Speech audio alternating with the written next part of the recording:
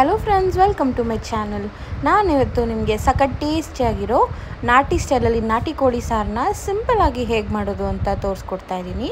ಮೊದಲಿಗೆ ಮಸಾಲೆಗೆ ಏನು ಬೇಕು ನೋಡೋಣ. ಈರುಳ್ಳಿ, ಬೆಳ್ಳುಳ್ಳಿ, ಶುಂಠಿ, ಕೆಂಪು ಮೆಣಸಿನ್ಕಾಯಿ ಒಂದು 8ರಿಂದ 9, ಹಸಿಮೆಣಸಿನ್ಕಾಯಿ ಒಂದು 6ರಿಂದ 7, ಲವಂಗ ಒಂದು 5ರಿಂದ 6, ಚಕ್ಕೆ ಒಂದು ಸ್ವಲ್ಪ ಹಾಕ್ಕೊಂಡು ಬಾಣಲಿ ಇಟ್ಟು ಎಣ್ಣೆ ಹಾಕಿ ಅದಕ್ಕೆ ಹಾಕೋಬೇಕಾಗುತ್ತೆ.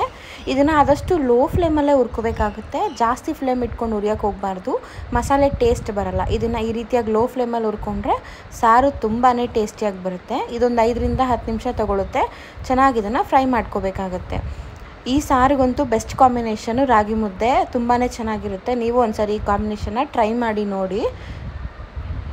ಕೆಲವರು ಎಲ್ಲ ಹಸಿ ಹಾಗೆ ಹಾಕ್ತಾರೆ, ಅದು ಅಷ್ಟು ಚೆನ್ನಾಗಿ ಬರಲ್ಲ. ಈ ರೀತಿಯಾಗಿ ಹುರ್ಕೊಂಡು ಹಾಕಿದ್ರೆ ತುಂಬಾ ಟೇಸ್ಟಾಗಿರುತ್ತೆ. ಇವಾಗ ಆಗಿದೆ. ಇವಾಗ ಇದಕ್ಕೆ ನಾನು ಸ್ವಲ್ಪ ಕೊಬ್ಬರಿನ ಸೇರಿಸ್ಕೊತಾ ಇದ್ದೀನಿ. ನಂತರ 1 ಸ್ಪೂನಷ್ಟು ಗಸಗಸೆನ ಹಾಕೋತಾ ಇದ್ದೀನಿ. ಅದು ಹಾಕಿ ಸುಮ್ಮನೆ ಹಾಗೆ ಸ್ಟವ್ ಆಫ್ ಮಾಡಿಕೊಂಡು ಸುಮ್ಮನೆ ಹಾಗೆ ಮಿಕ್ಸ್ ಮಾಡಿಬಿಟ್ರೆ ಸಾಕು. ಅದಕ್ಕೆ ಸ್ಟವ್ ಎಲ್ಲ ಏನು ಅವಶ್ಯಕತೆ ಇಲ್ಲ. ನಂತರ ನಾನು ಇದಕ್ಕೆ ತಣ್ಣಗಾದ್ಮೇಲೆ ಇದನ್ನು ಜಾರಿಗೆ ನಾನು ಹಾಕ್ಕೊತಾ ಇದ್ದೀನಿ. ಏನು ಮಸಾಲೆ ಹುರಿದಿದ್ದೀವಲ್ಲ ಅದನ್ನು ನೀವು ಬೇಕಾದ್ರೆ ಬರೀ ಹಸಿಮೆಣಸಿನ್ಕಾಯಿ ಆದರೂ ಇಟ್ಕೋಬೋದು, ಇಲ್ಲ ಖಾರದ ಪುಡಿ ಆದರೂ ಇಟ್ಕೋಬೋದು, ಇಲ್ಲ ನಾನು ಇಟ್ಟಿರೋ ಥರ ಆದರೂ ಇಡ್ಬೋದು. ನಂತರ ಜಾರಿಗೆ ಒಂದು ಸ್ವಲ್ಪ ಕೊತ್ತಂಬರಿ, ಪುದೀನ ಹಾಕ್ಕೊಂಡು, ಆದಷ್ಟು ಫ್ರೆಶ್ಶಾಗಿ ಹಾಕ್ಕೊಳ್ಳಿ. ಪುದೀನ ಕೊತ್ತಂಬರಿ ಟೇಸ್ಟ್ ತುಂಬ ಚೆನ್ನಾಗಿ ಬರುತ್ತೆ. ನಂತರ ನಾನಿಲ್ಲಿ 2 ಸ್ಪೂನಷ್ಟು ಧನಿಯಾ ಪುಡಿನ ಹಾಕ್ಕೊಂಡು ಇದಕ್ಕೆ ಸ್ವಲ್ಪ ನೀರು ಹಾಕಿ ನುಣ್ಣಗೆ ರುಬ್ಕೋತಾ ಇದ್ದೀನಿ ಮಸಾಲೆನ. ಮಸಾಲೆ ಆದಷ್ಟು ನುಣ್ಣಗಿದ್ರೇ ಟೇಸ್ಟು. ನಾನಿಲ್ಲಿ 1 kg ಅಷ್ಟು ನಾಟಿ ಕೋಳಿನ ತೊಗೊಂಡಿದ್ದೀನಿ. ನಂತರ ಕುಕ್ಕರ್ ಇಟ್ಕೊಂಡು, ಕುಕ್ಕರ್ ಬಿಸಿ ಆಗ್ತಿದೆ ಅಂದಾಗ ಒಂದು ಸ್ವಲ್ಪ ಎಣ್ಣೆನ ಹಾಕ್ಕೊತಾ ಇದ್ದೀನಿ. ಎಣ್ಣೆ ಹಾಕ್ಕೊಂಡು ನಾಟಿ ಕೋಳಿ ಏನಿದೆಯಲ್ಲ ಅದನ್ನು ಹಾಕೋತಾ ಇದ್ದೀನಿ.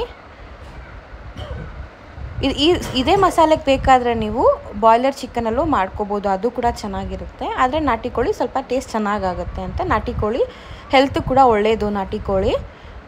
ನಂತರ ಇದನ್ನು ಈ ರೀತಿಯಾಗಿ ಒಂದು 5ರಿಂದ 10 ನಿಮಿಷ ಚೆನ್ನಾಗಿ ಫ್ರೈ ಮಾಡ್ಕೋಬೇಕಾಗತ್ತೆ. ನಾವು ಅದರಲ್ಲೇ ನೀರು ಬಿಟ್ಟು ಇಂಗೋವರೆಗೂ ಫ್ರೈ ಮಾಡ್ಕೋಬೇಕು. ನಂತರ ನಾನು ಇವಾಗ ಈ ಸ್ಟೇಜಲ್ಲೇ ಇದಕ್ಕೆ ನಾನು ಒಂದು ಸ್ವಲ್ಪ ಉಪ್ಪು ಹಾಗೆ ಪೆಪ್ಪರ್ ಪುಡಿನ ಹಾಕ್ಕೊತಾ ಇದ್ದೀನಿ. ಹಾಗೆ ಒಂಚೂರು ಅರಿಶಿನ ಕೂಡ ಹಾಕ್ಕೊತಾ ಇದ್ದೀನಿ.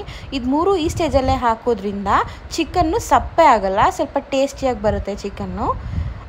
ಒಂದೊಂದು ಸತಿ ನಾವು ಮಸಾಲೆ ಹಾಕೋವಾಗ ಆ್ಯಡ್ ಮಾಡ್ತೀವಲ್ಲ ಅದಷ್ಟು ಟೇಸ್ಟಿಯಾಗಿ ಬರಲ್ಲ. ಈ ರೀತಿಯಾಗಿ ಹಾಕ್ಕೊಂಡ್ರೆ ಅದು ಇವಾಗಲಿಂದನೇ ಚೆನ್ನಾಗಿ ಫ್ರೈ ಆಗಿ ಸಪ್ಪೆ ಬರೋದು ಆಗಲ್ಲ ಚಿಕನ್ನು.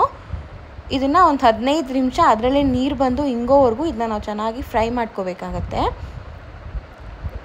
ಈ ರೀತಿಯಾಗಿ ಚೆನ್ನಾಗಿ ಫ್ರೈ ಮಾಡ್ತಾ ಇರುವಾಗ ನೋಡಿ ಆಯಿಲ್ ಚೆನ್ನಾಗಿ ಬಿಟ್ಕೋತಾ ಇದೆ. ಇವಾಗ ಚೆನ್ನಾಗಿ ಫ್ರೈ ಆಗಿದೆ ಕೂಡ. ಇವಾಗಿದು ನಾವು ರುಬ್ಬಿರೋ ಮಸಾಲೆ ಏನಿದೆಯಲ್ಲ ಅದನ್ನು ಹಾಕ್ಕೊತಾ ಇದ್ದೀನಿ ನಾನು ಇದಕ್ಕೆ. ಇವಾಗ ನಾವು ಮಸಾಲೆ ಎಲ್ಲ ಹುರಿದಿರೋದ್ರಿಂದ ನಾವು ಮತ್ತೆ ಏನು ಮಸಾಲೆ ಹುರ್ಕೋಬೇಕು ಅನ್ನೋದೆಲ್ಲ ಏನಿರಲ್ಲ. ಸುಮ್ಮನೆ ಹಾಗೆ 1 ನಿಮಿಷ ಫ್ರೈ ಮಾಡಿಕೊಂಡ್ರೆ ಸಾಕಾಗುತ್ತೆ. ನೀವೇನಾದರೂ ಹಸಿ ಮಸಾಲೆ ಏನಾದರೂ ಹಾಕ್ಕೊತಾ ಇದ್ದರೆ ಈ ಸ್ಟೇಜಲ್ಲಿ ನೀವು ಒಂದು 5ರಿಂದ 10 ನಿಮಿಷ ಮಸಾಲೆ ಎಲ್ಲ ಹಸಿ ಸ್ಮೆಲ್ ಹೋಗೋವರೆಗೂ ಫ್ರೈ ಮಾಡ್ಕೋಬೇಕಾಗತ್ತೆ. ನಂತರ ಜಾರ್ ತೊಳ್ಕೊಂಡು ನೀರೇನಿದೆಯಲ್ಲ ಅದನ್ನೆಲ್ಲ ಹಾಕ್ಕೊತಾ ಇದ್ದೀನಿ ನಾನು ಇದಕ್ಕೆ. ನಾಟಿ ಕೋಳಿ ಸಾರು ಗಟ್ಟಿಗಿದ್ರೆ ಚೆನ್ನಾಗಿರಲ್ಲ, ಆದಷ್ಟು ಸ್ವಲ್ಪ ತೆಳುವಾಗೇ ಇರಬೇಕು. ಅದರಿಂದ ಸ್ವಲ್ಪ ನೀರು ಜಾಸ್ತಿನೇ ಹಾಕೋತಾ ಇದ್ದೀನಿ. ನೀವು ನಿಮ್ಮ ಕನ್ಸಿಸ್ಟೆನ್ಸಿ ನೋಡಿಕೊಂಡು ನೀರನ್ನ ಹಾಕೋಬೋದು. ಹಾಕ್ಕೊಂಡು ಚೆನ್ನಾಗಿ ಒಂದ್ಸರಿ ಮಿಕ್ಸ್ ಮಾಡಿಕೊಂಡು ಒಂದು ಉಪ್ಪು ಖಾರ ಏನಾದ್ರು ಬೇಕಂದರೆ ಒಂದು ಸ್ವಲ್ಪ ಚೆಕ್ ಮಾಡಿಕೊಂಡು ಈ ಸ್ಟೇಜಲ್ಲಿ ನಾನು ಇನ್ನೇನು ಕುದಿ ಬರ್ತಾಯಿದೆ ಚೆನ್ನಾಗಿ. ಇವಾಗ ಕುಕ್ಕರ್ ಲಿಡ್ನ ಕ್ಲೋಸ್ ಮಾಡ್ಕೋತಾ ಇದ್ದೀನಿ ನಾನು. ಕುಕ್ಕರ್ ಲಿಡ್ ಕ್ಲೋಸ್ ಮಾಡಿಕೊಂಡು ಲೋ ಫ್ಲೇಮಲ್ಲಿ 2 ವಿಸಿಲ್ಲು, ಹೈ ಫ್ಲೇಮಲ್ಲಿ 2 ವಿಸಿಲ್ ತೊಗೊಂಡ್ರೆ ನಾಟಿ ಕೋಳಿ ಚೆನ್ನಾಗಿ ಬೇಯುತ್ತೆ. ನಾಟಿ ಕೋಳಿ ಸ್ವಲ್ಪ ಟೈಮ್ ತೊಗೊಳುತ್ತೆ, ಒಂದು 4ರಿಂದ 5 ಆಗುತ್ತೆ. 5 ಆದಮೇಲೆ ನಾವು ತೆಗೆದು ನೋಡಿ ಇನ್ನೂ ಏನಾದ್ರು ಬೆಂದಿಲ್ಲ ಅಂತಂದರೆ 1ರಿಂದ 2 ವಿಸಿಲ್ ಹಾಕಿಸ್ಕೋಬೋದು. ನೋಡಿ ಈ ರೀತಿಯಾಗಿ 4ರಿಂದ 5 ಆಗಿದೆ. ಇವಾಗ ಚಿಕನ್ನು ತುಂಬಾ ಚೆನ್ನಾಗಿ ಬೆಂದಿದೆ. ನೋಡೋಣ, ನೋಡಿ ಒಂದ್ಸರಿ ನೀಟಾಗಿ ಮಿಕ್ಸ್ ಮಾಡ್ಕೊಂಡಿದ್ದೆನ ಚಿಕನ್ ಪೀಸ್ ಬೆಂದಿದೆ ಚೆಕ್ ಮಾಡಿಕೊಂಡ್ರೆ ಸಖತ್ ಟೇಸ್ಟಿಯಾಗಿರೋ ನಾಟಿ ಕೋಳಿ ಸಾರು ರೆಡಿ ಆಗುತ್ತೆ. ಈ ರೆಸಿಪಿನ ನೀವು ಖಂಡಿತ ಟ್ರೈ ಮಾಡಲೇಬೇಕು. ಈ ರೆಸಿಪಿ ನಿಮಗೆ ಇಷ್ಟ ಆಗಿದರೆ ಲೈಕ್ ಹಾಗೂ ಶೇರ್ ಮಾಡಿ. ಹಾಗೆ ನನ್ನ ಚಾನಲ್ನ ಸಬ್ಸ್ಕ್ರೈಬ್ ಮಾಡೋದು ಮಾತ್ರ ಮರಿಬೇಡಿ. Thank you.